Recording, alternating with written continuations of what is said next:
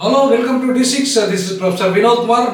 తెలుగు ప్రజలందరికీ భోగి మరియు సంక్రాంతి శుభాకాంక్షలు. ఈరోజు మనం టాపిక్లకు వెళ్ళే ముందుగా మన ఛానల్ని సబ్స్క్రైబ్ చేయండి, షేర్ చేయండి, లైక్ చేయండి మరియు కామెంట్ చేయండి. ఆర్థికంగా కూడా ఆదుకోండి ఉద్యమానికి. ఇక టాపిక్లోకి వస్తే నన్ను SC/ST ఉపాధ్యాయ సంఘం మరియు BC SC/ST మైనార్టీ ఈ సంఘాలన్నీ కూడా కలిపి ఇలా 93 వర్సెస్ 7 అంటే 93% ఉన్న BC SC/STలు గెలవాలనా, లేదంటే కేవలం 7% ఉన్న అగ్రవర్ణాలు గెలవాలన్నా టీచర్ ఎమ్మెల్సీలో అనేది ఇవాళ ప్రజల ముందు ఒక ప్రశ్న. ముఖ్యంగా విద్యావంతులైన ఉపాధ్యాయుల ముందు ఒక ప్రశ్న. ఇవాళ మీరు ఇంతకాలము కేవలము 5% రెడ్లు ఎవరైతే ఉన్నారో వాళ్ళు ఇవాళ టీచర్ ఎమ్మెల్సీలో కంటిన్యూగా వాళ్ళే గెలుచుకుంటూ వస్తున్నారు. మరి 93% ఉన్న BC SC/ST ప్రతినిధులుగా నేను ఇవాళ టీచర్ ఎమ్మెల్సీగా పోటీ చేస్తున్నాను. సుమారుగా 22,000 చిల్లర ఓట్లు పూర్తిగా నమోదైనట్టుగా మనం ఎలక్షన్ కమిషన్ ద్వారా చూసాం. దాంట్లో కేవలం 2,224 ఓట్లు మాత్రమే రెడ్లై ఉన్నాయి. వాళ్ళే గత 75 సంవత్సరాలుగా ఇవాళ గెలుచుకుంటూ వస్తున్నారు.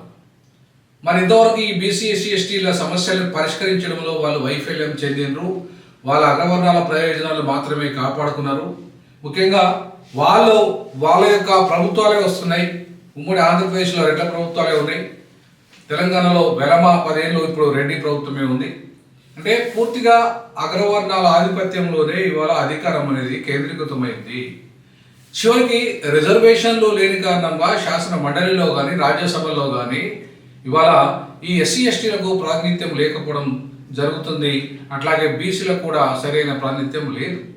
సో కాబట్టి ఇవాళ అగ్రవర్ణాల అధికారంలో ఉన్న అగ్రవర్ణ పార్టీల మీద ఆధారపడి మాత్రమే ఇవాళ ఒకవేళ వాళ్ళ భిక్ష వేస్తే BC SC/STలు ఎమ్మెల్సీలు అవుతున్నారు, లేదా రాజ్యసభ మెంబర్లు అవుతున్నారు. కాకపోతే వాళ్ళు భిక్ష వేయకపోతే ఇవాళ వాళ్ళకి అవకాశం దక్కట్లేదు.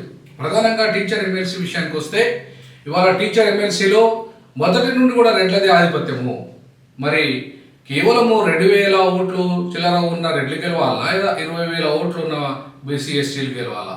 ఎవరు గెలవాలి? అంత పెద్ద సంఖ్యలో టీచర్స్ 20,000 దాకా ఇవాళ ఓట్లు కలిగి ఉండి కూడా 2,000 ఓట్లు ఉన్న వాళ్ళ ఆధిపత్యం కిందనే మీరు ఎందుకుంటున్నారు? మీకు ఆత్మగౌరవం లేదా?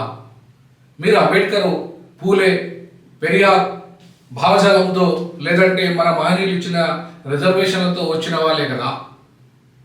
ఇవాళ బీసీలకు కూడా రిజర్వేషన్ తెచ్చింది ఎవరు? ఇవాళ బీసీలకు రిజర్వేషన్లు తెచ్చింది ప్రధానంగా ఈ మన మహనీయులే కదా. BC SC/STలకు అందరికీ కూడా రిజర్వేషన్లు వచ్చినాయంటే కారణం మన మహనీయుల పోరాట ఫలితంగానే కదా. ఇవాళ మనకు ఒకవేళ రిజర్వేషన్లు కనుక లేకపోతే టీచర్స్గా మనం ఎన్నికయ్యే వాళ్ళమే కదా, మనం సెలెక్ట్ అయ్యే వాళ్ళమే కదా. కాబట్టి ఇవాళ టీచర్స్గా మనం ఇవాళ ఒక ఉన్నతమైన ఉద్యోగము, ఉపాధ్యాయులు ఎవరైతే ఈ మొత్తం తరగతి గదిలో ఈ దేశ భవిష్యత్తును నిర్మిస్తున్న ఉపాధ్యాయులు, మరి ఇవాళ ఈ దేశ భవిష్యత్తే కాదు ఈ తెలంగాణ రాష్ట్ర భవిష్యత్తును నిర్మాణం చేస్తున్న వీళ్ళు ఇవాళ కేవలము రెగ్యులర్ మాత్రమే ఎందుకు ఎమ్మెల్సీగా ఎన్నుకుంటున్నారు? వాళ్ళ ప్రలోభాలకు, వాళ్ళు ఇచ్చే డబ్బులకు ఎందుకు ఆశపడుతున్నారు? వాళ్ళు ఇచ్చే తాయిలాలకు ఎందుకు ఆశపడుతున్నారు? వాళ్ళు ఇంతవరకు మీకు చేసింది ఏంటిది? ఇంతవరకు మీకోసం వాళ్ళు ఏ చట్టం తీసుకురాగలిగినరు? ఇంతవరకు వీళ్ళు మీకు ఏ జీవోలు, మీకు ప్రమోషన్ల జీవోలు కానీ, లేదంటే మీ రిక్రూట్మెంట్లో GO 29 తీసుకొచ్చి ఇవాళ DSCలో SC/ST BCలకు తీరని అన్యాయం చేసిన చరిత్ర ఎవరిది? ఈ అగ్రవర్ణాలది కాదా? మొన్నటి DSCలో ఇవాళ బీసీలకు, SC/STలకు, మత మైనార్టీలకు ఎక్కువ మార్కులు వచ్చినా కూడా ఉద్యోగాలు రాలేదు. దానికి ఎవరు కారణము? దానికి ఈ రెడ్డి ప్రభుత్వం కారణం కదా, రేవంత్ రెడ్డి ప్రభుత్వం కారణం కదా. ఇవాళ ఓపెన్ కేటగిరీ 32% మనకు రాకుండా, అలాగే EWS పేరు మీద 10% కూడా వాళ్ళకే వచ్చే విధంగా ఇవాళ తీసుకొచ్చిన చరిత్ర ఎవరిది? ఈ GO 29 రద్దు చేయడానికి అసెంబ్లీలో ఎవరు మాట్లాడుతున్నారు? వాళ్ళకి మాట్లాడే దమ్ముందా? మరి అట్లాంటి వాళ్ళని మనం గెలిపిస్తే లాభం ఏంటి? అది బీఆర్ఎస్ కావచ్చు, కాంగ్రెస్ కావచ్చు, బీజేపీ కావచ్చు, అది కమ్యూనిస్టు పార్టీలు కావచ్చు. ఇవాళ జీవో 29 రద్దు చేసే దమ్ము వాళ్ళకి లేదు, దాని మీద చర్చ పెట్టే దమ్ము లేదు, రద్దు చేయమని కొట్లాడిన పరిస్థితి లేదు. కానీ నన్ను కనుక బీసీ ఎస్సీ ఎస్టీ మైనారిటీలు గెలిపిస్తే జీవో 29 రద్దుకు పూర్తి స్థాయిలో నేను కృషి చేస్తానని ఈ సందర్భంగా మీకు హామీ ఇస్తున్నా. మన D6 తరఫున హామీ ఇస్తున్నా. ఉపాధ్యాయ మిత్రులారా, మీరు ఇవాళ ఈ తెలంగాణ రాష్ట్రాన్ని 93% ప్రజల పక్షాన, అలాగే అగ్రవర్ణ పేదలకు న్యాయం చేసే విధంగా మీరెందుకు ప్రయత్నం చేయకూడదు? విద్యార్థి లోకమా మీరెందుకు కదిలి రాకూడదు? మీరెందుకు మీ ఉపాధ్యాయులు చేస్తున్న తప్పును ప్రశ్నించకూడదు? మీ ఉపాధ్యాయులకు మీరు ఎందుకు భరోసాగా ఉండకూడదు? ఇవాళ ఎస్సీ టీచర్ల మీద అనేక రకాలుగా ఇవాళ హైందవ ధర్మం పేరు మీద, ఇవాళ సనాతన ధర్మం పేరు మీద దాడులు చేస్తున్నారు. వాళ్ళని సస్పెండ్ చేపిస్తున్నారు, వాళ్ళ ప్రమోషన్లు ఆపేస్తున్నారు. ఇది అన్యాయం కాదా? క్రైస్తవులు, దళిత టీచర్లు క్రైస్తవులు అయితే నేరమా? వాళ్ళకి మా రాజ్యాంగము మత స్వేచ్ఛ ఇవ్వలేదా? వాళ్ళు మనుషులు కాదా? మరి అట్లాంటి పరిస్థితులలో ఇవాళ దళిత టీచర్ల మీద అంత దుర్మార్గాలు జరుగుతూ ఉంటే కూడా ఈ అగ్రవర్ణ టీచర్లు ఎమ్మెల్సీ అభ్యర్థులు ప్రశ్నిస్తున్నారా? గట్టిగా మాట్లాడుతున్నారా? వాళ్ళ గురించి కొట్లాడుతున్నారా? నేను కొట్లాడుతా మీ తరఫున, నేను ప్రశ్నిస్తా మీ తరఫున. ప్రశ్నించే గొంతుగా మీకు కావాలా? బానిసలైన వాళ్ళు, అగ్రవర్ణాల ఆధిపత్యం చేసేవాళ్ళు మీకు టీచర్ ఎమ్మెల్సీగా ఉండాలా? తేల్చుకోవాల్సింది 93% ఉన్న ఎస్సీ ఎస్టీ బీసీ మైనార్టీలారా, తేల్చుకోండి. 20,000 ఓట్లు మీ ఉన్నాయి.